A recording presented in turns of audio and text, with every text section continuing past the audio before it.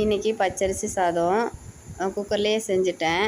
இதுக்கு வந்து குழம்பு வந்து எல்லா பட்டாணியும் கலந்தது. வெள்ளை பட்டாணி, பச்சை பட்டாணி, மூக்கு சுண்டல் இதெல்லாம் கலந்தது.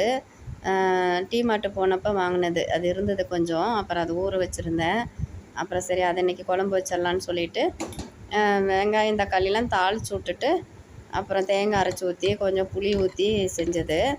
இது வந்து எல்லாத்துக்குமே நல்லாயிருக்கும். சாதத்துக்கு, சப்பாத்திக்கு, தோசைக்கு நல்லாயிருக்கும்.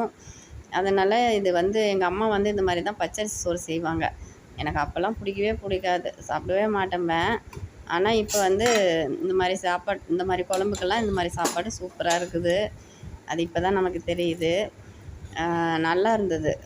இந்த சாப்பாட்டுக்கு குழம்பு நல்லா இருந்தது. அப்புறம் சப்பாத்திக்கும் நல்லாயிருக்கும், தோசைக்குமே நல்லாயிருக்கும், உப்புமாவுக்கும் கூட நல்லாயிருக்கும். இது எவ்வளோ கம்மியாக வைக்கிறது, கம்மியாகவே வராது. எப்படி செஞ்சாலுமே கொஞ்சம் ஓரளவுக்கு நிறையா தான் வந்துடும். ஆனால் சூப்பராக இருந்தது.